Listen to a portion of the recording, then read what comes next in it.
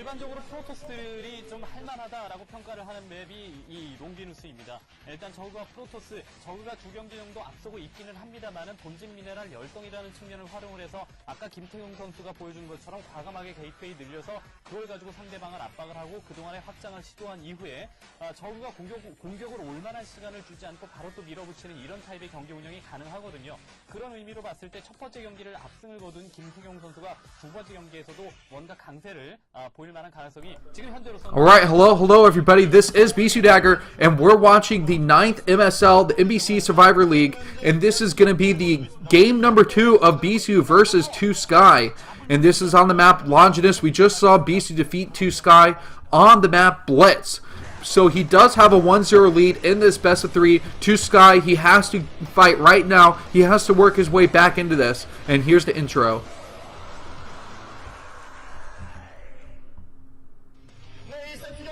Alright, ToSky's an Oz player versus the MBC Game Hero player of Bisu.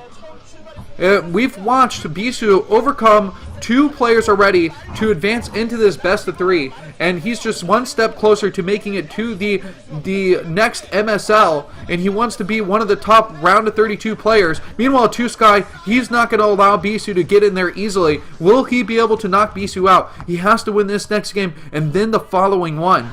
But Bisu's been looking pretty solid versus Zerg so far. So how will things finish up on the map Longinus?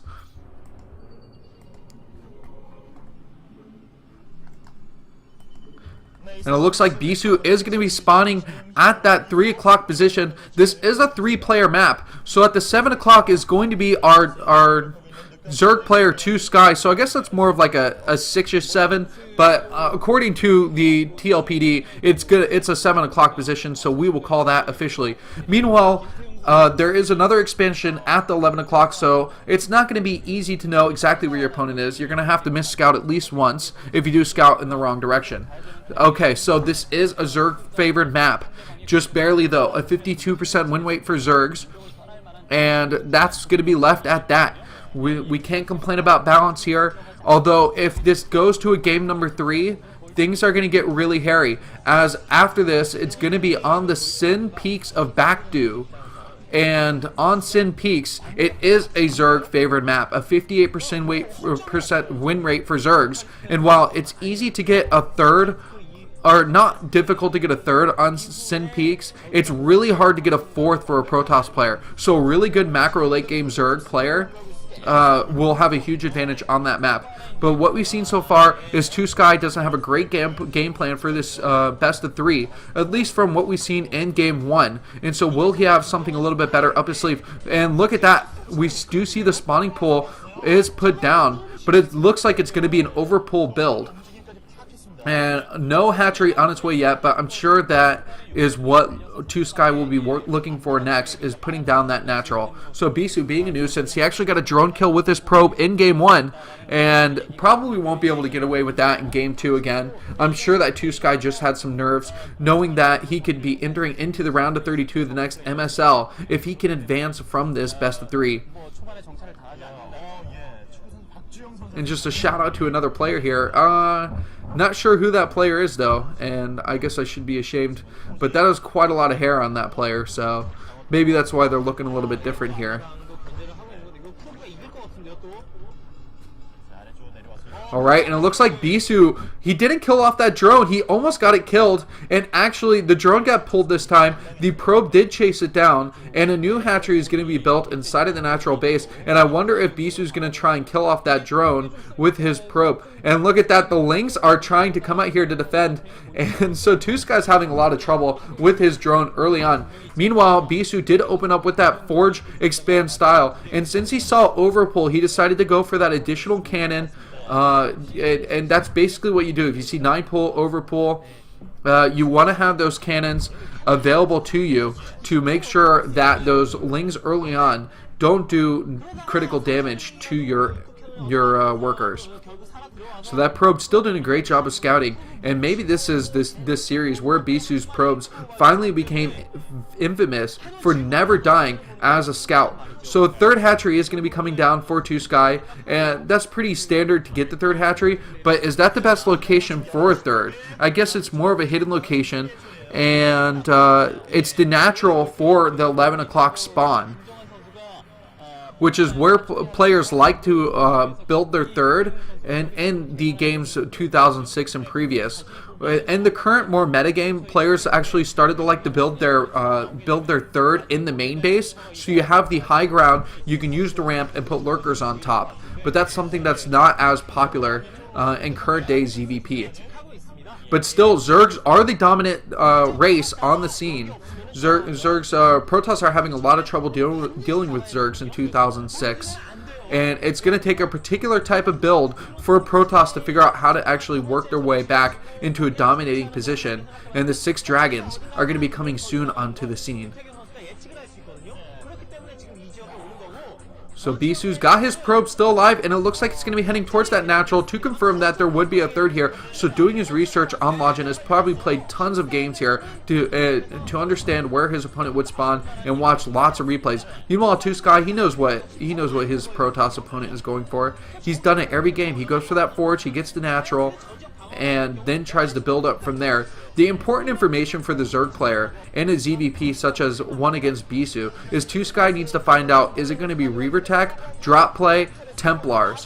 What kind of tier 3, tier 2 units is Bisu going to go for to reinforce his ground zealot forces? Citadel Dune on the way, and it could be a fast Templar Archives again here. But it looks like the 3-base Zerg player is still doing really well right now.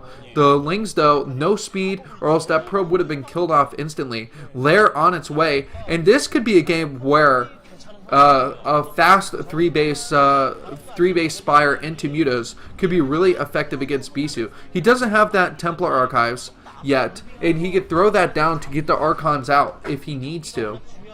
But still, because he got those 3 bases pretty quick, he has the additional gap. Oh, okay, so he's going for a Hydro Bust. I've called it wrong in the first game, and I'm probably going to be calling it wrong here.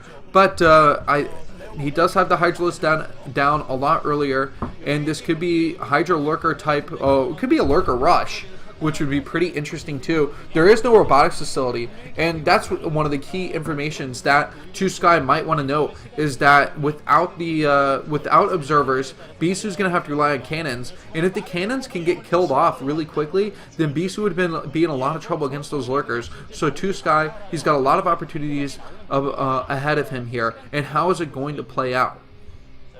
Meanwhile, some Zealot Dragoon pressure early on, and I wonder if Bisu built that Dragoon because he's kind of sensing that he might need some air defenses here, and putting that pylon by the Nexus there will allow him to throw down cannons in the correct locations if he needs to defend against Mutas. But I'm sure Bisu doesn't know exactly what his opponent is going to go for here, as he's not been able to get inside the natural base and scout out that Hydralisk den. But an additional cannon does come down, so maybe he's sensing, especially with the heavy defense from those Zerglings, that Hydralisk bust could be underway. And so Templar Archives is going to be completed very shortly here, and it's going to be important for Bisu to automatically research Storm, because that's going to be the only way he can kill off lurkers. But here comes the heavy push towards the third base, and that's going to leave Bisu undefended at his natural at this time. And you can see with the way he's stuttered across the map here that he's really worried that he's not going to have enough at home, and that maybe ToSky could have something up his sleeve that Bisu couldn't deal with. 2 lurkers is going to be enough to defend right now, because he'll lose a lot more unnecessary units than he'd want to. So very clutch timing for ToSky to get those lurkers done, and Bisu's very aware of the tech position that ToSky's in now. I'm sure he would actually rather have seen Mutalisk over lurkers, because he doesn't have that robotics factory, the robotics factory done. So And then he's going to have to build an observatory even after that. So quite a while before he's going to get observers out. So the Zealots do a full move in here. They're just running as fast as they can into the main base. So a move that I've done recently in my ZVP matchups. You just kind of run past that front line, get into the main base, and there's a lot of less defenses here. But so many Lings are done, and these Hydralisks are just going to get picked off too quickly here. So that's not going to be good for Bisu. But he is doing a lot of damage inside the main base. DTs are here, but there's an Overlord that Bisu has to kill off before the DTs can be effective. Is he going to be able to kill off these two bases?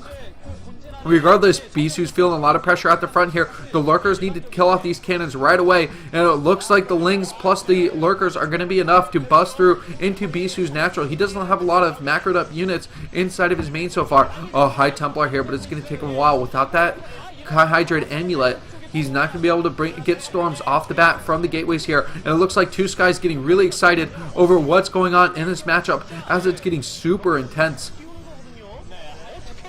Bisu again, all his shots lately have looked like he is not amused in this matchup. Oh, and a Lurker inside the main base now, and that's going to be difficult. But Bisu's going to have to start busting on that natural and doing more damage here because 2 bases for ToSky is going to be enough for him to maintain and contain Bisu and have constant pressure here. Oh, too many Sunkens inside the natural. The Zealots are going to be forced to run back. There's no mining, literally 0 mining for Bisu in the natural and the main. So this is going to be definitely tough for him to deal with. And he has to build another robotics factory. Oh man, Bisu's in trouble here. I don't know if he can come out of this position. There's not enough forces here. And if Bisu fights his way back in, this would be one of the greatest comebacks of all time. Is he going to try and move in with his probes and Zealots?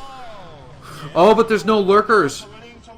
Oh, he could kill off that Ling. Okay, so Bisu, he did kill off the Lings there, and he can attack inside the natural base, but finally a Lurker does come to clean that up. So, Bisu's going to continue to be in trouble here, as ToSky's kind of got all his bases covered. In fact, now he's building a 3rd base again back inside of his main, and he's going to have 3 bases up and running and mining from all those locations.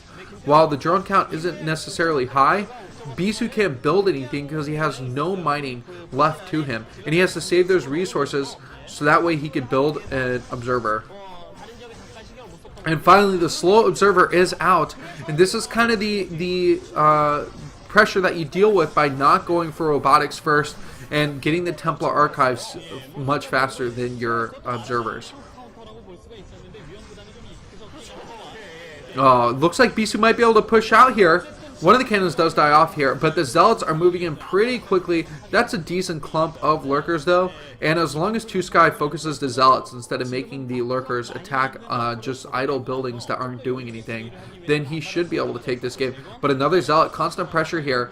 And the drones, along with that Hydralisk, kill off the Zealots so quickly. It's quite amazing, in fact. So maybe the drone attack is just OP. Well, it looks like there's a little bit of a graphical distortion. I hope you guys can continue to enjoy the game with that distortion there. Oh, and here comes the push out to clear out these Lurkers again. The Archon's so strong, but he needs to make sure he keeps it alive. Micros it back. And, oh, why did Bisu attack that Overlord? I think that was a mistake here. A little bit of a A-move action from the Archon to attack the Overlord over the Hydralisk meant that less damage was being output, and he lost a couple Zealots because of it. These Hydralisks are in a decent position. They take out one of the Archons right away. Still, we haven't seen Storm happen once. These High Templars just haven't been able to get anything done. And these Zealots, along with that Archon, are... they're going to die eventually. I just don't see how Bisu can push out of this off one base. But the economy has been hurt pretty heavily to ToSky. He doesn't have that many drones. And he's using all his larvae to continue to pump army instead of invest in economy.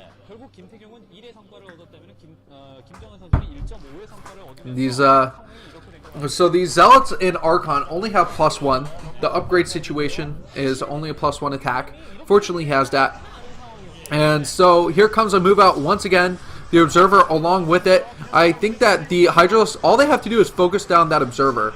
That ToSky, he's not thinking on his feet. if he runs in there and attacks the Observer with his Hydralisk, that will be game. Because Bisu just doesn't have another one available to him right away. And now he's defending at the cannon at the same time here. ToSky, you know, I'm just I'm cheering for you to kill off these Observers here, because you'll have the lurkers and they won't be able to get killed off. But nope, it's just going to be the chasing game here. Finally, I think he actually just A-moved, and that's the only reason why he attacked the Observer over these Zealots. So this is kind of a late GG timing. I think game is getting dragged out, but Bisu, you got to commend him for wanting to try and fight to the bitter end here. But it is bitter indeed, as we will be seeing probably a 1-1 situation, and then we're going to Twin Peaks, which is a Zerg favored map. Probably another reason why, as a Protoss player, you just want to try and fight your way out here and try and win. And look at that Zealot force again. It's cleaning out a ton of Hydralisks. The problem is, even if Bisu's trading efficiently, he doesn't have the economy here to come out ahead. Oh, and he does kill off these Overlords. That's kind of a nuisance. And that's going to force more Overlords to get built here. And meanwhile, DTs might be able to come out of the gateways now to help reinforce the ground army of Bisu.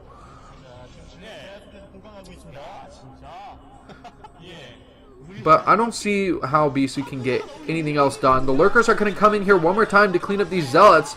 And as long as the Hydralisks are microed properly... Oh my god, Bisu's just like annihilating everything with his army. And this is like watching the Battle of 300. Oh my god, so Bisu's pushing forward again, and he's cleaning up this Hydralisk force. Is he going to take out his Zerg opponent? It seems like the overcome all situation for Protoss is underway. Oh my god, ToSky. Please don't throw the game this badly here. Meanwhile, Bisu, he's actually skipping the High Templar tech again, going straight for the Archons. And now he's got a Nexus.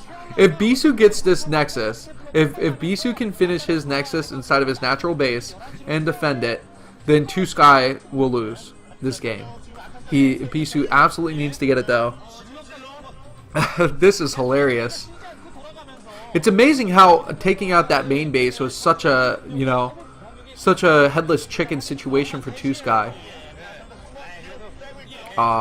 Okay, so the Lurkers are just kind of leapfrogging their way up here again. As the Hydralisk Lurker force is trying to apply pressure, the Nexus does finish, and Bisu's going to have to go for a huge defense here.